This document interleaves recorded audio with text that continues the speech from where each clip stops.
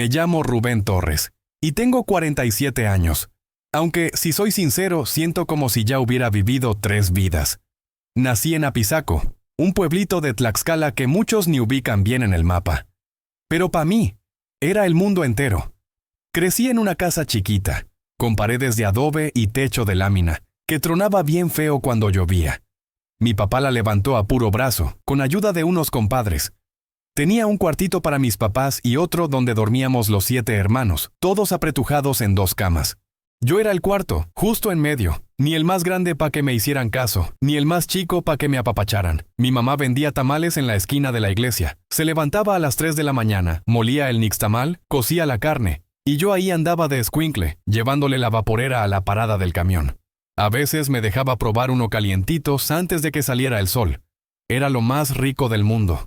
No sabíamos de lujos, pero tampoco nos faltaba el abrazo de mi madre ni el ejemplo duro de mi padre. Desde los 12 ya andaba jalando en lo que saliera, limpiando terrenos, ayudando en el molino, vendiendo pan en bicicleta. La escuela, pues sí fui hasta segundo de secundaria. Pero un día ya no regresé. Mi papá se enfermó de la espalda y había que ayudar. Nunca me quejé. Así era la vida para los de abajo. Se trabaja o se muere uno de hambre, y yo siempre quise ser útil.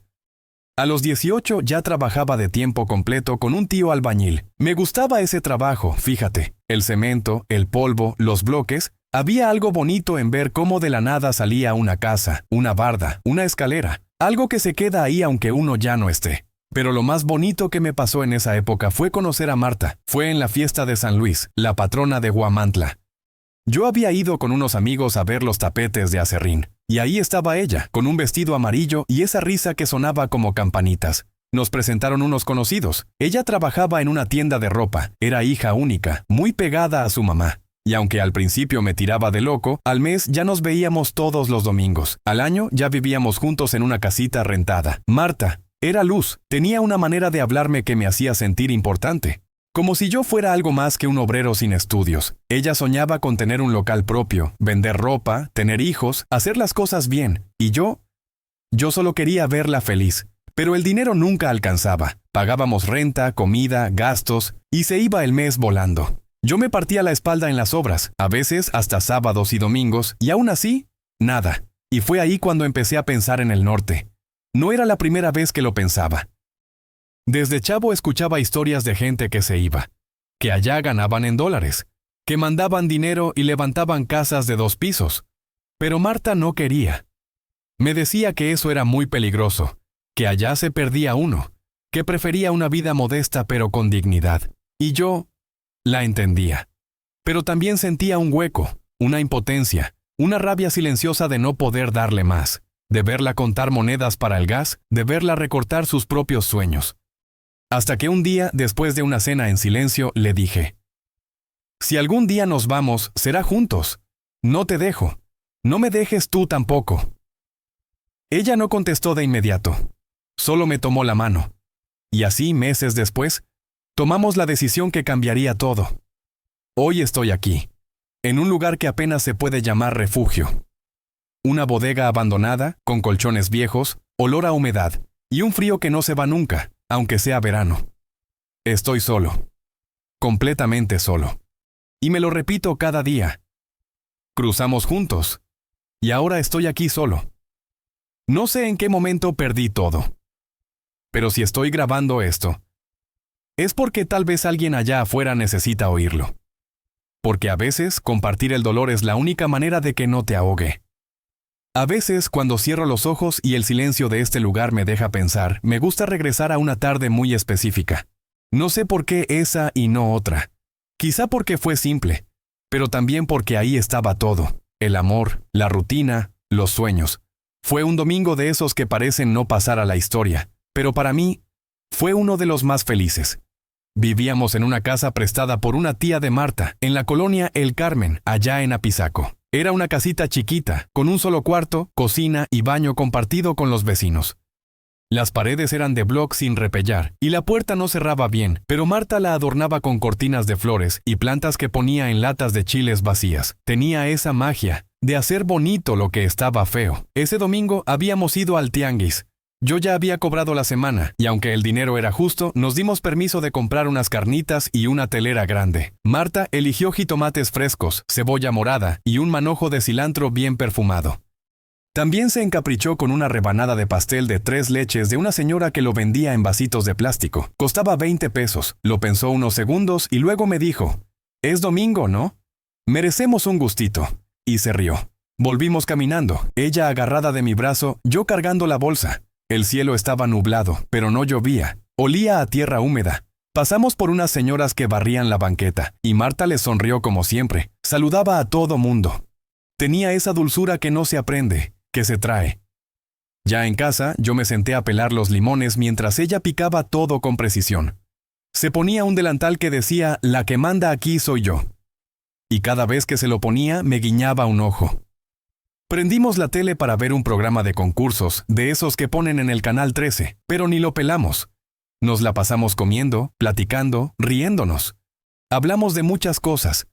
De su prima que se iba a casar, de mis ganas de algún día tener un carrito, de los hijos que queríamos tener. Ella decía que si teníamos una niña, le pondríamos Camila. Después lavamos los trastes juntos, como siempre. Ella enjabonaba, yo enjuagaba. Y luego salimos a sentarnos en la banqueta, con 2 sillas viejas que arrastrábamos hasta afuera. Nos gustaba mirar pasar la vida. Los niños jugando con una pelota desinflada, la señora de las quesadillas gritando sus sabores, el señor del pan con su canasto cubierto con una manta de cuadros. Marta siempre me agarraba la mano. A veces no decíamos nada, solo estábamos, y en ese silencio yo sentía que no necesitaba nada más. Recuerdo que ese día, justo cuando el sol se estaba metiendo y el cielo se pintaba entre naranja y gris, Marta me dijo bajito, como quien confiesa algo, «Yo podría vivir así toda la vida, Rubén, así contigo, sin lujos, pero con paz». Y yo me quedé callado, no porque no quisiera lo mismo, sino porque en mi cabeza ya venía dando vueltas la idea de irme al norte. Esa frase suya me apretó el pecho, me hizo sentir que tal vez yo iba a arruinar esa paz por la que ella tanto agradecía. Pero no dije nada, solo la abracé, y ella recargó su cabeza en mi hombro. A veces me pregunto si esa fue la última vez que los dos fuimos realmente felices, sin preocupaciones, sin planes complicados, sin culpas. Esa imagen, ella con su vestido de algodón azul, el cabello recogido, los pies descalzos, y yo, sintiéndome el hombre más afortunado del mundo, es lo que me ha sostenido en los peores días. Porque aunque todo se vino abajo después, aunque el desierto, la ciudad y la vida nos hayan roto, hubo un tiempo en que fuimos hogar el uno para el otro, y eso nadie me lo puede quitar. Marta y yo no fue que nos enamoramos de golpe, como en las novelas. Lo nuestro fue de a poco, como cuando se pone a hervir el agua. Primero burbujitas, luego el vapor, y sin darte cuenta ya está hirviendo todo. Nos conocimos en una fiesta patronal en Huamantla, pero después nos seguimos viendo cada domingo en el Parque Hidalgo. Yo tomaba el camión desde Apizaco y me bajaba unas cuadras antes para comprarle una paleta de coco, que era su favorita. A veces no tenía ni para eso, pero me las ingeniaba. Le gustaba sentarse en la banca de junto a la fuente, esa que tiene un angelito con cara chueca. Decía que era su lugar de pensar. Hablábamos de todo y de nada, de lo que soñábamos, de lo que nos dolía. Marta tenía una manera de escucharme que me hacía sentir importante, valioso. Cuando le conté que había dejado la secundaria para trabajar, no me juzgó. Me dijo, «Eso no te hace menos. Al contrario, eres fuerte». Nadie me había dicho eso antes. Y yo creo que desde ahí, empecé a quererla de verdad. Nos fuimos a vivir juntos un año después. No teníamos nada. Un colchón inflable que se desinflaba cada noche, una estufa de una sola parrilla y un ventilador que sonaba como tractor. Pero todo lo hacíamos juntos. Pintamos las paredes de azul cielo. Colgamos fotos con pinzas en un mecate. Ella tejía fundas para los cojines. Yo colgaba las repisas. Era una vida sencilla, pero llena de ternura. La idea de emigrar no llegó de golpe. Fue una sombra que se fue haciendo grande. Todo empezó cuando un primo mío regresó de California. Se apareció en una boda con una camioneta roja, ropa de marca y un reloj que brillaba como oro. Todos lo miraban como si fuera artista. Me jaló a un lado y me dijo, «Allá se gana bien, Rubén. Con lo que ganas en una semana aquí, allá lo haces en un día». Y aunque yo no soy de ambicionar cosas, esa frase se me quedó clavada, porque no se trataba solo de dinero. Era la posibilidad de darle a Marta algo mejor. Una casa con baño propio. Un negocio para ella. Un futuro. Empecé a investigar, a preguntar. Un compa del trabajo me presentó a un coyote. Me hablaba del cruce como si fuera un paseo largo. Me decía, son 3 días caminando, de noche, pero si van preparados no pasa nada. Lo primero que pensé fue hacerlo yo solo. Irme, trabajar unos años y luego traerme a Marta. Pero no podía imaginarme lejos de ella. Me dolía solo pensarlo. Así que una noche, después de cenar, le dije, Marta, ¿y si nos vamos juntos? Ella dejó el vaso de agua sobre la mesa. Me miró. No dijo nada al principio. Solo sus ojos hablaban y hablaban fuerte. ¿Juntos?, me preguntó al fin. ¿Cruzar el desierto? ¿Tú y yo? Asentí. Le expliqué todo, lo que había averiguado, los contactos, el dinero que podíamos pedir prestado. Le hablé de la idea de llegar a Phoenix, luego irnos a California, trabajar, ahorrar. Le hablé de sueños, pero también de riesgos. No le mentí. Le dije que era peligroso, que había muertos, que había historias feas, pero que si lo hacíamos juntos podríamos cuidarnos. Que no la iba a dejar. Nunca. Lloró esa noche. Mucho. Me abrazó fuerte. Me dijo que tenía miedo, que dejar a su mamá le partía el alma, pero también me dijo algo que me marcó. No quiero que un día me reproches por no dejarte intentarlo. Si lo vamos a hacer, lo hacemos los dos, de la mano. Y así empezó todo. Vendimos lo poco que teníamos. Marta se despidió de su madre con un abrazo que todavía me retumba. Yo fui a ver a mis hermanos. Nadie nos animaba, pero tampoco nos detenían. Ya habíamos tomado la decisión. Recuerdo la última noche en la casa. Dormimos abrazados, no había cama, no había sillas, solo nosotros, unas mochilas y una mezcla de miedo, esperanza y amor tan grande que ni cabía en ese cuarto. Nos íbamos a cruzar, juntos, porque el sueño, por más peligroso que fuera, nos parecía mejor que la resignación. Y porque en ese entonces yo sentía que si ella estaba conmigo, nada podía salir tan mal. Pero me equivoqué. Cruzamos el desierto de Sonora en mayo. Mayo, el mes que todos dicen que es mejor evitar. Pero el coyote decía que era más fácil, que había menos vigilancia, que si nos movíamos bien, lo lográbamos en 3 noches. Le creímos. Porque cuando uno tiene hambre de futuro, se traga cualquier promesa. Salimos de altar en una camioneta vieja, como con 12 más, hombres, mujeres, un niño chiquito que no dejaba de llorar. Yo iba con Marta apretada contra mi brazo, los dos con una mochilita en la espalda y una garra de valor en el pecho. Nadie hablaba mucho. Solo el motor y el polvo nos acompañaban. El calor era como un ladrillo en la espalda. Nos dejaron en un punto entre los matorrales. Ya era noche. El guía, un muchacho joven con cara de no saber bien lo que hacía, nos dijo que camináramos en fila india, en silencio. No hablen, no prendan luces, no se separen. Y empezó la caminata. Las primeras horas fueron llevaderas. Marta y yo nos tomábamos de la mano. Yo iba atento, viendo cada paso, cuidando que no tropezara. Llevábamos botellas de agua, unas barras de avena y un rosario que su mamá le metió en la mochila. Pero conforme avanzaba la noche, el desierto se volvía más cruel. Las piedras lastimaban los pies, las espinas te desgarraban la ropa, el aire se volvía pesado, y cuando amanecía, el calor no perdonaba. Era un fuego que venía del cielo y del suelo al mismo tiempo. Las suelas se pegaban a la tierra, el agua se acababa más rápido de lo que pensábamos, y el guía ya no hablaba tanto. Al segundo día, Marta empezó a sangrar de los pies. Las ampollas se le habían reventado. Yo rompí mi camiseta y le hice unas vendas improvisadas. Ella no se quejaba, pero su cara decía todo. Me miraba con los ojos llenos de miedo, pero también de fuerza. No quería rendirse. Me decía, tú sigue, Rubén, no te detengas. Si yo paro, me esperas, pero no te sueltes. Y no me solté, ni un segundo. Una tarde, casi al anochecer, un señor mayor del grupo se desplomó. Nadie supo qué hacer. El guía lo miró unos segundos. Luego dijo, no podemos cargarlo, si se queda, se queda. Y seguimos caminando. Marta lloraba bajito. Yo sentí un nudo en la garganta. No sé si ese señor sobrevivió. No lo creo. Pero ahí aprendí que en el desierto no hay tiempo para la compasión. El tercer día a Marta se le bajó la presión. Se desmayó. Cayó de rodillas primero y luego se desplomó como trapo. Me arrodillé junto a ella. Le eché agua en la cara, la sacudí, le hablaba al oído. Marta, mi amor, despierta. No me hagas esto, por favor, levántate. Tardó como 2 minutos en reaccionar, pero cuando abrió los ojos y me vio, me dijo apenas con la voz, no me dejes aquí, Rubén, no me dejes. Y no la dejé. La cargué en la espalda los últimos kilómetros de esa noche. Yo ya no sentía las piernas, ni los hombros, ni el alma. Solo tenía una cosa clara. Si yo salía, ella salía conmigo. Cuando por fin llegamos al punto donde nos recogerían, el guía nos hizo agacharnos entre unas rocas. «Aquí esperamos el carro», dijo. Tardó horas. La noche era fría. El viento traía ese olor a descomposición que solo se siente en el desierto. Marta temblaba. Le presté mi chamarra, la abracé, la tapé con todo lo que tenía. Cuando llegó el carro, corrimos como pudimos. Nos metieron en la cajuela de una van. Ahí íbamos como bultos, sin aire, sin espacio, sin voz. Yo solo sentía su mano agarrada a la mía.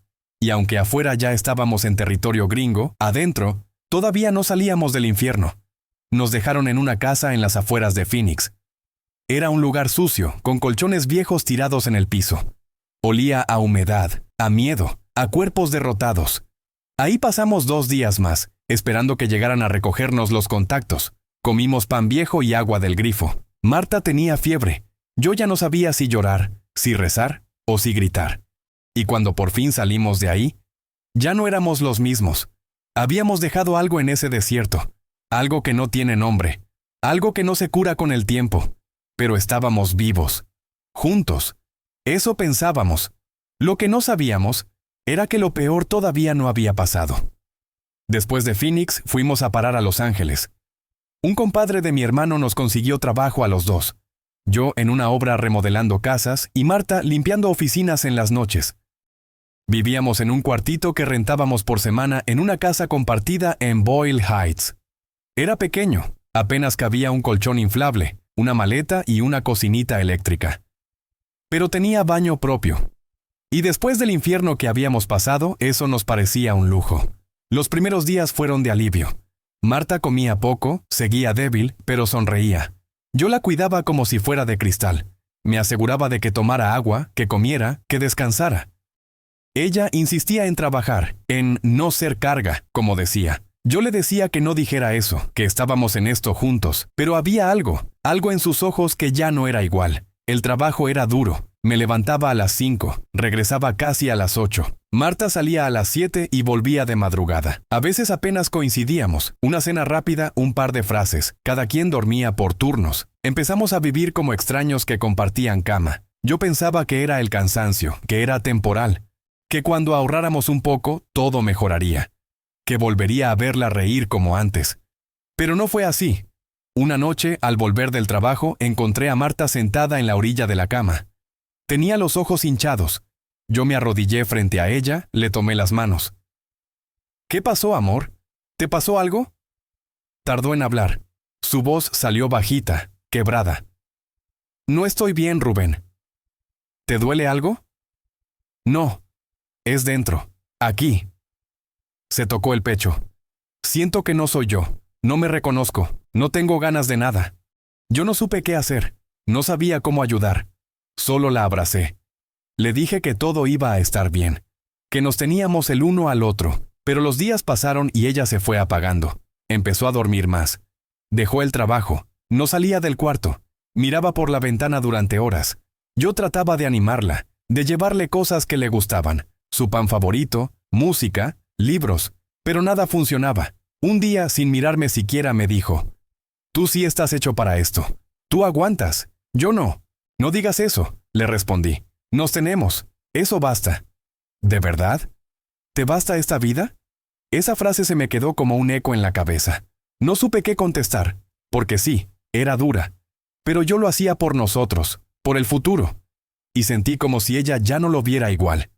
Poco después me dijo que quería regresar a México, que extrañaba a su madre, su casa, su gente, que el cruce había dejado una herida que no cerraba.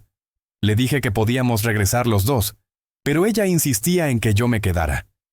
Que ella no quería ser la razón por la que yo abandonara todo. Tuvimos muchas discusiones, lloramos mucho, gritamos cosas que nunca habíamos dicho antes, nos herimos. Yo la acusaba de rendirse, ella me acusaba de no escuchar. Hasta que un día, sin drama, sin maletas llenas, simplemente se fue. Dejó una nota que todavía guardo en una caja. «Perdón por no ser tan fuerte como tú, pero necesito respirar. No quiero perderme más. Te amo. Pero no puedo seguir aquí». Y ya. Se fue. No supe más de ella por meses. Recuerdo esa noche como si fuera ayer. Me senté en el piso del cuarto vacío. No podía llorar. No podía moverme. Solo había silencio. Y ese eco en mi cabeza. Te amo. Pero no puedo. Fue ahí cuando sentí que el sueño se había roto. Que no importaba cuánto había luchado, cuánto había cargado, cuánto había hecho. Ya no éramos nosotros. Solo quedaba yo. Y una ciudad inmensa que no me abrazaba, que me tragaba. No me caí de golpe. Fue más bien como si me fuera deshaciendo por dentro, poquito a poco, día tras día. Los primeros días después de que Marta se fue, eran como caminar por un cuarto oscuro. Me levantaba, me bañaba, iba al trabajo, regresaba. Pero todo lo hacía en automático, sin pensar, sin sentir. Comía solo por no caerme en la calle, dormía por agotamiento, no por descanso, vivía por costumbre. No entendía cómo habíamos llegado a eso. Tantos planes, tantas promesas, tanto miedo vencido juntos. ¿Para qué? ¿De qué había servido cruzar ese maldito desierto cargándola en mi espalda si al final la perdí igual? Empecé a revisar una y otra vez todo lo que había hecho. ¿Me equivoqué en traerla? ¿La empujé más allá de su límite?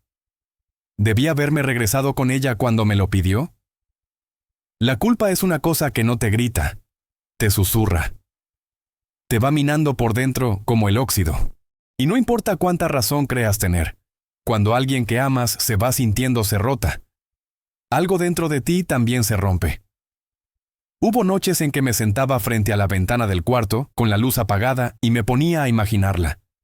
Me preguntaba si ya estaría con su madre, si dormiría en su cama de juventud, si habría encontrado esa paz que decía que aquí no existía.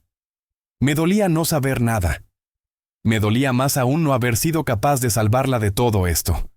Y lo peor era que yo mismo la había traído. El trabajo ya no me llenaba.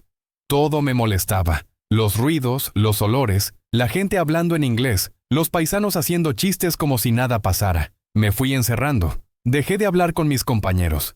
Dejé de ir al mandado. Dejé de llamar a mi familia. No quería que nadie supiera que estaba solo. Me daba vergüenza. Me daba miedo que pensaran que había fracasado. Un día me desperté con un dolor en el pecho tan fuerte que pensé que me iba a morir. No era físico. Era como una presión, una angustia, un vacío que no se iba con nada. Fui a una clínica comunitaria y la doctora, muy amable, me dijo que tenía síntomas de depresión severa. Me recetó unas pastillas. Nunca las compré, porque en el fondo, yo sentía que merecía ese dolor. Merecía cargar con todo. Merecía estar solo. Me aferré al trabajo como única forma de no volverme loco. Pero incluso eso se fue acabando. Un día la constructora cerró el contrato. Nos despidieron a varios. Me dieron mi último cheque. Y ahí me vi, con una maleta, sin cuarto, sin rumbo. En Los Ángeles ya no tenía a nadie.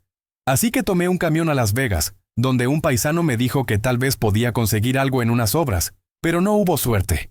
Ahí fue donde empecé a dormir en la calle. Primero en un parque, luego en una bodega abandonada que algunos usaban como refugio improvisado. Y cuando digo refugio, no me refiero a un lugar con ayuda, con comida, con esperanza. No, era un cascarón. Un rincón donde los invisibles como yo nos escondíamos del frío y del mundo. Fue ahí, entre paredes sucias, entre colchones viejos, entre gritos de otros perdidos, donde por fin lloré.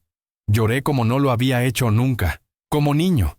Grité su nombre, golpeé el suelo, le pedí perdón, a ella, a mí mismo, a Dios. No sé cuánto tiempo estuve así. Solo sé que cuando se me acabaron las lágrimas, sentí que ya no quedaba nada de Rubén. Solo un cuerpo y un recuerdo. Después de esa noche en que toqué fondo, todo se volvió distinto. No mejor, solo distinto. Como si me hubiera resignado a vivir con el vacío. No había más lucha, ni esperanza, ni planes. Solo días que pasaban y noches que dolían. En la bodega donde me refugiaba, porque ya ni le llamaba lugar, llegaban y se iban otros como yo.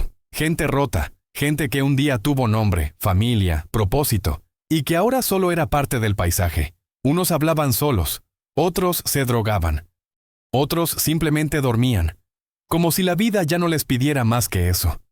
Yo era de los callados, de los que no preguntaban ni contestaban, de los que solo querían que no los molestaran. Tenía un rincón en esa bodega, Ahí puse mi maleta como almohada y 2 cajas como mesa. Tenía una cobija que encontré en la basura. Y cada noche me tapaba hasta la cabeza no por frío, sino por vergüenza. Porque cuando uno duerme en el suelo de una ciudad que no es la suya, lo último que quiere es que lo vean. Empecé a buscar comida en los botes. A veces encontraba panecillos vencidos, otras veces latas con abolladuras que limpiaba con servilletas sucias. Cuando me iba bien, pasaba por un centro comunitario donde daban almuerzos 2 veces por semana. Ahí comía callado, agradecido, pero sin mirar a nadie a los ojos. Sentía que si me miraban, podían ver todo lo que perdí. Nunca pedí dinero. Me dolía más extender la mano que pasar hambre. En cambio, juntaba latas. Caminaba kilómetros buscando botes vacíos. Las vendía por kilo en una recicladora. No era mucho, pero me alcanzaba para un pan y una botella de agua. Un día me encontré con un compa del pasado. José, un albañil con el que trabajé en Los Ángeles. Me reconoció de lejos. Me gritó: «Rubén, ¿eres tú, cabrón?». Yo bajé la mirada. Me dio pena. Él se acercó, me abrazó. Yo no supe qué hacer. Me preguntó qué había pasado. Y no pude decir nada. Solo le dije: «Así tocó, carnal». Me dio $20. Los acepté con una mezcla de alivio y humillación. Pero ese mismo día fui a comprar una libreta y un bolígrafo, porque sentí que necesitaba escribir. Necesitaba sacar todo lo que tenía adentro antes de que me consumiera. Ahí empecé a escribirle a Marta. Cartas que nunca mandé. Le contaba cómo estaba, qué comía, qué soñaba. Le contaba que aún la amaba, que aún dormía abrazado a su chamarra, que aún tenía el rosario que su mamá le dio antes de cruzar. Un día me senté afuera de una iglesia. Una señora mayor se me acercó. Me dio una bolsa con pan y me preguntó si quería entrar a rezar. Le dije que no creía en nada ya, que Dios se me había perdido en el desierto. Ella no me respondió. Solo me acarició el brazo y dijo: «A veces Dios también duerme en el suelo». Esa frase me sacudió. Esa noche, recé. No como antes. No con palabras bonitas, solo con suspiros, con lágrimas, con quejas. Le hablé como quien le reclama a un padre ausente. Le pedí que, si ya no me iba a levantar, al menos me dejara no odiarme. Que si ya no iba a tener a Marta, al menos me dejara no olvidarla. Que si ya no iba a volver a casa, me dejara recordarla sin dolor. Con el tiempo aprendí a sobrevivir con menos comida, menos palabras, menos fe, pero también aprendí a mirar de otra forma. A ver a los otros que dormían junto a mí no como sombras, sino como reflejos. Ahí supe que el fracaso no tiene una sola cara. Que cada quien carga su cruz como puede, y que muchos de nosotros, los que cruzamos con sueños, terminamos cargando más que mochilas. Cargamos ausencias, culpas, recuerdos. Cargamos lo que no se ve, y aún así, seguimos de pie, aunque sea en el suelo. Ahora vivo en un refugio improvisado. Una vieja bodega en las afueras de Las Vegas, con techo de lámina oxidada y paredes marcadas por el tiempo. Llueve adentro más de lo que llueve afuera. El piso es duro, la noche es larga y el silencio, ese sí es constante. Pero, ¿sabes algo? He aprendido a hacer las paces con el silencio. A veces cuando me siento junto a la puerta rota de esta bodega y veo cómo el sol se va metiendo entre las torres eléctricas, me pongo a pensar en todo lo que fui y en todo lo que no supe ser. Pienso en Marta, en su risa, en sus ganas de vivir tranquilo, en sus manos tibias cada vez que me decía que todo iba a estar bien. Y me duele. Sí, me sigue doliendo como el primer día. Pero también agradezco haberla tenido. Porque aunque hoy esté solo, aunque viva entre sombras, hubo un tiempo en que conocí el amor de verdad.